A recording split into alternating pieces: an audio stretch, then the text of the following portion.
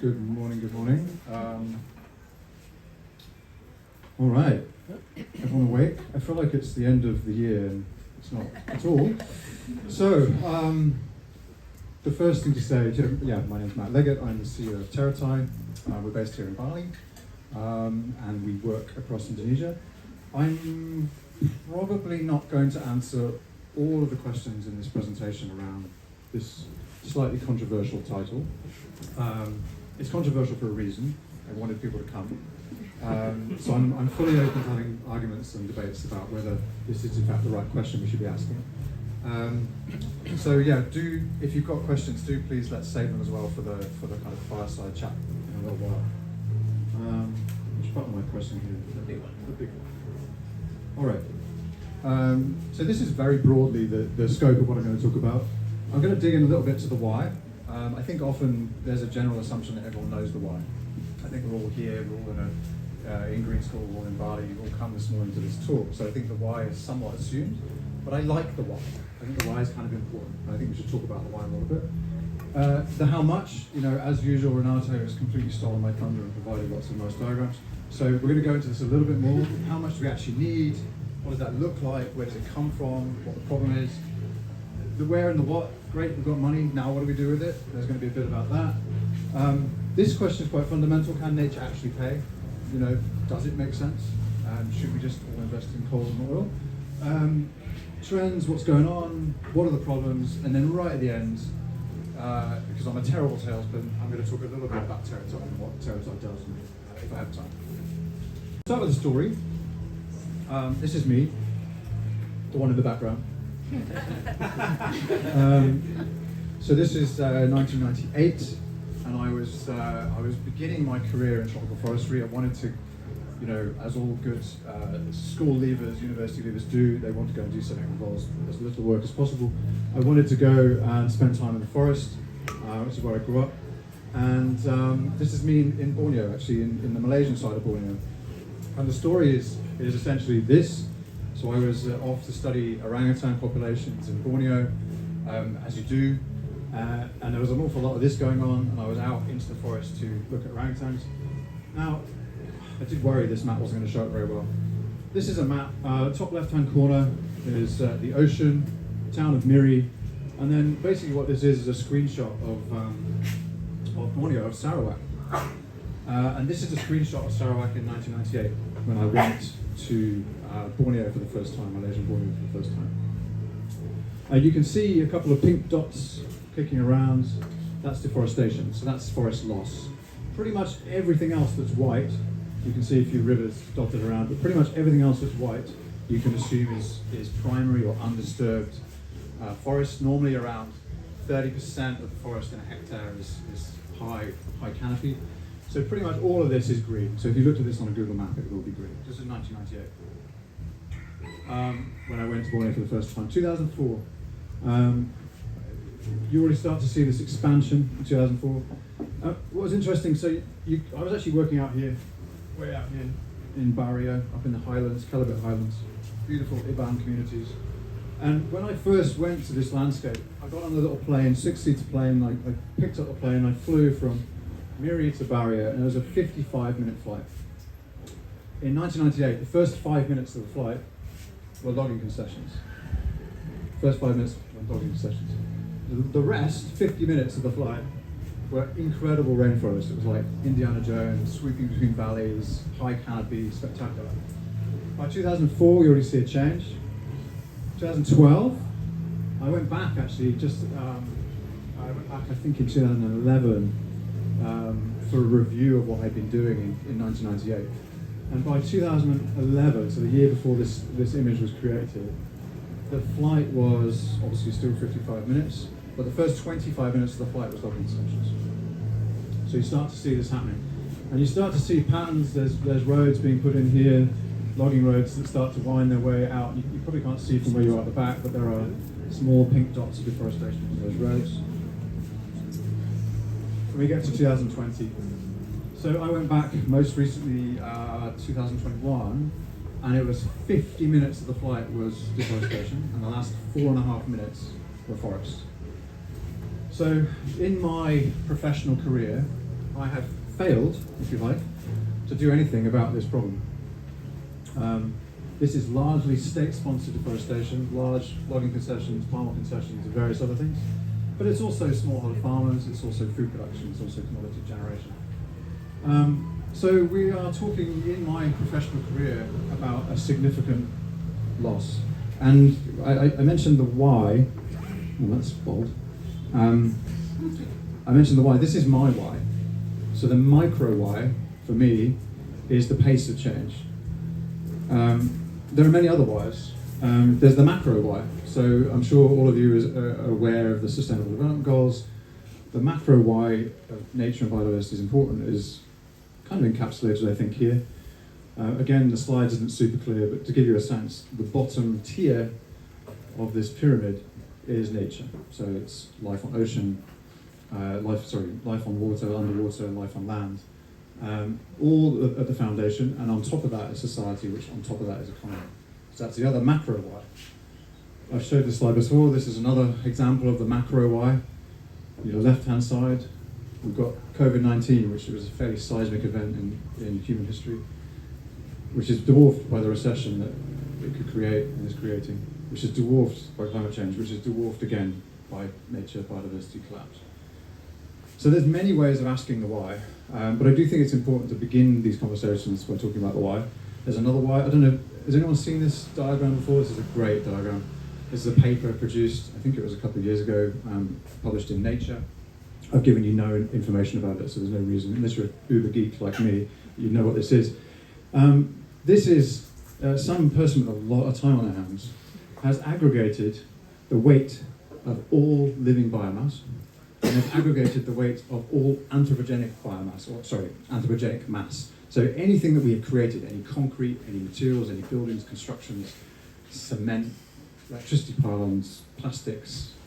And what this is essentially showing you is that for the first time in human history, as of I think a year ago, the stuff we have created is larger in weight than the stuff that we are depending on. Now this is relevant and interesting because, of course, if you are a tiger and you are hunting deer in the forest, and there are more tiger than deer, then it's very clear what happens to those tigers. We are entering an interesting situation where we are depending on resources which we ourselves outweigh, literally and figuratively. Great paper. I've put references at the end, and you can have a look if you're interested. Another why. This is a good one if you're Brazilian or indeed Indonesian.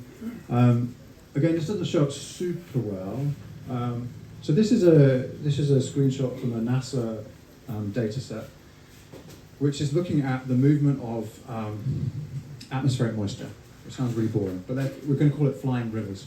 So basically, areas of the world, like where we are now, down here, with large amounts of humid, wet tropical forest, and the Amazon basin, they create essentially what are flying rivers. They're atmospheric rivers, rivers of moisture that flow through the high levels of our atmosphere, and they move from place to place. The reason this is important is because as we start to remove chunks of rainforest in the Amazon, we start to remove chunks of rainforest in Southeast Asia, these flying rivers get disrupted. This is relevant because if you live below the tropical humid belt in South America, that means you get no rainfall. If you live in the west coast of Australia, it means you get zero rainfall. It means if you live in the northern part of Southeast Asia, you get no rainfall. Central Africa, same story, below the tropical belt in Central Africa, real problems. These places are the arable production centres, pretty much, of the world. So if we take forest out of these locations, then we lose our agricultural production capacity. So another macro why. Why is nature important? Well, because we're all part of it. And very simply, we can't have healthy societies if we don't do something about nature on which we depend. So how much? What's the number? Well, at the moment we know that roughly speaking, all of the private sector investments in total, if you aggregate them all together and you're really generous to investors, we get to this number, around $26 billion of money going into nature at the moment. And that's out of a total of 87 trillion, so it's a drop in the ocean. These are the numbers that Renato alluded to earlier. This is the only table, I think, in the presentation, so just bear with me. So this is from a book I co-authored back in 2012, which has been re-released. which looks at essentially the amount of money that can be generated for biodiversity. And what we have here, the left-hand column, is what currently are the estimates about how much money can be created from these different things. So we have the largest one by far as a biodiversity nature investment is government budgets, public spending. How much money you're going to put from the government into things that are good for the planet. And then you see as you go down the list, or you would if the thing worked, there we go. You see as you go down the list we have different types of things: sustainable supply chains, biodiversity offsets, philanthropy. So right down here we think about NGOs and the work they do for nature and biodiversity, and we have a tiny, tiny fraction remaining. The 2030 column is what we think we can get to, what we think is the overall possible achievable limits of what we can get to by 2030. And as you know, with most models, this is super optimistic. So just to give you a sense, so we're going from $124 billion a year up to a possible maximum of $600 billion a year. The problem, of course, is that the target is 967 billion, and for every year we delay, the gap gets larger. How do we fill that gap? Well, there's a bunch of things we could do, and I'm going to talk about some of them today. So, again, at the back, you probably won't see the detail, it's not really that relevant. Essentially, there's a bunch of things that we're doing which are negative in the environment, which if we stop doing them, become very, very good. So at the moment, we hand out an enormous amount of subsidies for agriculture, which are actually damaging the planet we live on. If we stop doing that, that's actually the largest single chunk towards nature and biodiversity protection that we can achieve overnight. There are other things in here. We talk about nature-based solutions, sustainable supply chains, how we buy, produce, collect our food more efficiently, natural infrastructure. Do we use wetlands instead of dams, and water filtration to clean our water? All sorts of different things we could do. And this is open for some significant debate, because you'll see, those of you who've got keen eyes will see at the bottom there, biodiversity offsets as a large chunk of potential financing for biodiversity. And there's a lot of debate about whether biodiversity offsets are the right method. And basically it boils down to these three things. We've got three options. We need to reduce the bad, so reduce the harmful investments, which gives us a large chunk of money, about $300 billion. We need to create new revenue, and we need to just do better with the money we already have. So, I don't know, how many people in this room have got a pension? Okay, that's not very many. Really? You've not got a pension? Okay. For the four of you that put your hands up. I saw three. Yeah, it was three. Was it three? How many of you have an investment of some kind in something? Yeah, okay. So, and have you ever asked where the money in that investment pot is going? Because this is what this is. It's when you call up your investment advisor or your pension fund, you say, can you just tell me again, what, if you break it down, where that cash is actually sitting right now? And you won't like the answer. So I highly recommend you do it, because I actually spoke to I don't know if you're aware, the world's largest sovereign wealth fund is the Norwegian sovereign wealth fund. And I had a really interesting conversation with the guy who runs the Norwegian Sovereign Wealth Fund. And I said, why did you change? Because they recently divested from a lot of very negative investments. So that was coal, oil, palm oil, negative, damaging investments. And I said, why did you change? And he said, well, there's the politics and all that sort of stuff. And yeah, we had lots of conversations about it in the board, and we talked about it. And I said, yeah, but what was the thing that made you change? And he said, well, honestly, I went from having 2 conversations a year about nature, biodiversity, and impact to about 400 conversations a year, and I couldn't get people to stop asking the question. And we thought, if there's that many people who are asking us this question, we should do something about it. So if that's the head of the largest sovereign wealth fund in the world basically saying people annoyed him to change, then I think we have a hope of thinking about where we put our money. All right. Moving swiftly on. So we know this. We know why, and we kind of know how much, roughly speaking. And then the obvious question is then where. Okay, so we've got our cash. We've made our decision about what we need to do. Where do we put the money? Well, you will probably all heard this term nature-based solutions, which is a wonderful catch-all, sort of slightly nonsensical term. And sometimes people call them natural climate solutions. Sometimes people call them nature-based solutions. Basically what it means is investments in 3 things. It means investments in protecting what we've got, investments in managing what we're currently using or restoring to get back to the state of an improved state. And that's really what it boils down to. So it's investments in nature, essentially, that in some way benefit humans, the planet, society, biodiversity, nature and climate.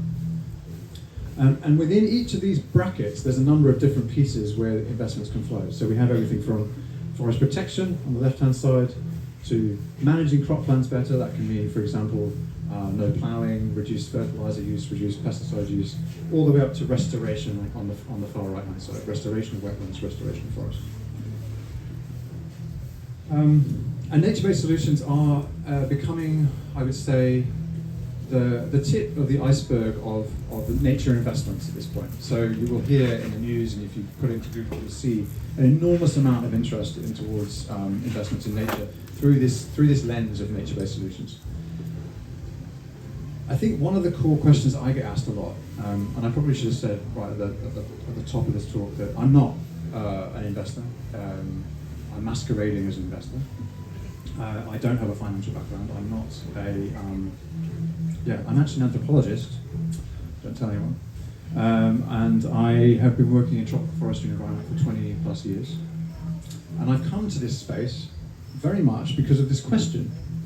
If you put money into nature, can you actually get a return from it in some form? I've worked for most of my career in NGOs where I was given large sums of money and then I ran as fast as I could in the opposite direction and tried to tell the donors as little as possible about what I did with that money.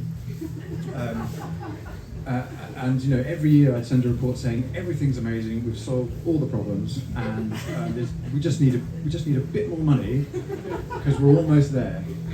And now I'm on the other side of the fence, where I'm essentially, people look at me and think I am a seasoned impact investor, which is why I'm actually here to try and offset my amateurism. But the question fundamentally is this: can you invest in something which does not have a damaging, degrading, destructive, debilitating impact on the planet? Because there's a lot of disbelief that that's actually possible. So this question of can nature pay is fundamental. And I pulled up this slide because it actually came from a paper that I hated, and I wanted to share with you. So it basically said, look, there's no sense in investing in nature because the capital costs and the maintenance costs of, say, this example project, which is a made-up timber forestry project. So, for example, if we want to do reduced impact logging in an area in Kalimantan, it's going to cost us all this money, and it's going to cost us all this maintenance cost, and what we're foregoing profit. And the only thing we're going to get back is a carbon benefit, potentially. We're going to get a little bit less fire. We might get some ecotourism, we might convince some people from Green School to come and take pictures. There's a biodiversity value, but who the hell's going to pay for that? Yes, it's going to clean the rivers, and then it'll be great for the air, it'll be brilliant for the air, everyone's going to love the air.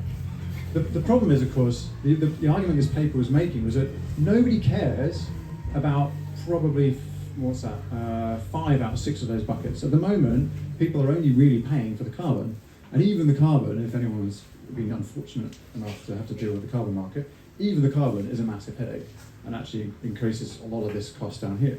So this paper is basically saying, kind of no point, guys. Like you can't really invest in nature and make a return, or you only will do it if you're so wealthy that it doesn't really matter if you generate that much money. And I hate it because I think it misses some fundamental points. This is just a summary. Basically, it says. The dry summary is, the costs may exceed the benefits in a time frame that's suitable for an impact investment. But it's going to accrue lots of nice air, so that's good. And this is the flip side. So this is the alternate analysis. The alternate analysis says, yes, actually, there's actually an enormous amount of things you can do to put your money into nature and biodiversity outcomes. And actually, here's a good example. So this is not a large sum of money that's been, this analysis has been conducted on. But basically what it says is the vast majority, 42% of transactions which are disclosing terms, so people have given up the information, basically. So 42% of those transactions that have an impact on nature are generating market-based returns. So they're generating the same returns that you would if you put money into anything else. And they may not be generating, vast, multiple multiple 100% of growth, but they're generating market-based returns, which for all of us is exactly what your pension fund and investment fund will put money into. Some of them are generating returns, but those returns are low. And then there's a bunch who haven't disclosed, normally because it's confidential. And then if you break down the types of models that these companies are, the majority are investing in commodities. So that could be sustainably produced rubber that comes from well-managed plantations in Borneo. There's a little bit, 30% or so, is coming from carbon, which I actually thought this number would be much higher. Because you look now at the market and everyone talks about carbon, as if carbon is the only way you can make money from nature, but actually it's not, according to this analysis. And there's a bunch of other things at the bottom end. So other payments for ecosystem services, that could be water, it could be air, it could be whatever your kind of interest is. But the key point is this: 42% of, actually slightly over, so if you call it, 53%, over half of the projects that were analysed were actually generating perfectly reasonable returns. So this idea of can nature pay, the answer fundamentally is yes. The problem, and I'm going to run out of time, I'll be mackerel. The problem is that I've run out of time. The problem is that I'll go on to the problem in a second. So this is a summary of, if we look at nature-based investments over the last 5 years. This is another really misleading graph, so you'll love this. This is basically where's the money gone that people are putting into for nature. So left-hand side, got food and agriculture on the left-hand side, MRV, monitoring, reporting and verification, biodiversity. Second column, ocean, green supply chains, water, biodiversity, nature, land and forest. The reason I hate this graph is because the numbers at the top are all different. So the far left-hand side is 5 billion, and the far right-hand side is 127 million. And it makes it look like it's the same, which is not. So what is this telling you, for the smart people here? Only $7.5 billion have gone into nature investments in the last 5 years, which is absolutely piffling, it's tiny. And not only that, the bulk of them have gone into food and agriculture, which is already a big investment sector. And almost nothing has gone into water, biodiversity, lands and forests. Almost nothing. And worse, the vast majority of that money is going to companies that are already huge. So the companies that are starting, that are new, that are exciting, we're talking about the pre-seed, so the people who've got great ideas but don't know how to get them started, or the people who've got a great idea, have got it started and now run out of money, essentially, this bottom half of the diagram. They're the guys who are desperate for cash, got world-beating ideas, and have no ability to put them into action. All of the mega companies, the massive agricultural companies who are already doing good things and can convert relatively easily, they're sucking up most of the money. And worse still, most of this money is going to the US and Europe. So this is global. So imagine how much of this tiny piece down here that's red is going to Indonesian companies that are focusing on nature and biodiversity. Oh God, I've run out of time. I got you. All right, hurdles. Super quickly, and I've tried to summarize very fast. Go. Number one, we got the wrong money. The part of the problem is we are relying on a model where venture capital is trying to bolster a system of nature-based investments. And venture capital is designed to achieve maximum returns from a very, very small slice of businesses. The kinds of businesses like Apple, Facebook, Meta, those kinds of companies who can achieve X, 100%, 200%, 300%, 400% returns in a short amount of time. And venture capital does not do well when you say to them, we have this great project, it's working with communities in Borneo, and we'll get you your money, but it's going to be 6 to 8 years, and we're going to have to do all this expensive kind of background monitoring and verification. So we have the wrong kind of money at the wrong scale. So part of the problem is at the moment that most investments out there are looking for 5, 10, 15, $20 million investments, and what we need is 100,000, 200,000, 500,000, $1 million investments. It's the wrong timing. People are not patient. Patient capital is this phrase, patient capital. Typically speaking, the money is wanted back. If you put your money into something, you want to get a return on it relatively quickly. So we have a timing problem. Nature is a long tail problem. It is not something we solve in 2 years, 3 years, 4 years, 5 years. It is a problem we solve in 1 generation, 2 generations, 3 generations. And it is possible to generate returns, but it is not possible to generate returns fast. We have the wrong measures. So that's measures both from the financial community, so the people who are putting in the money. how they are measuring what they are doing and whether they're being successful is wrong.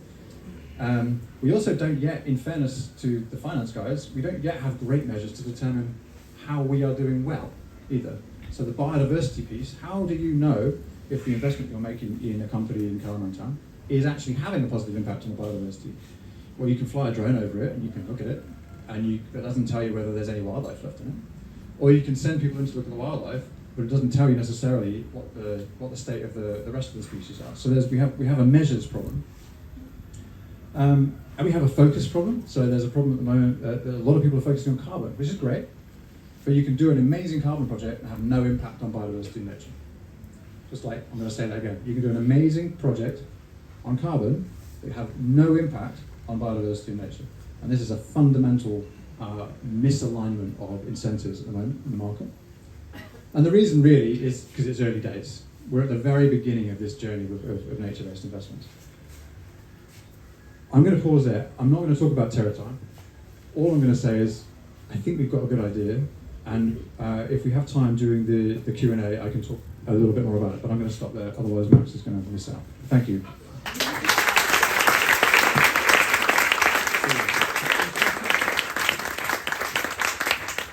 Thanks, Matt. Thanks so much.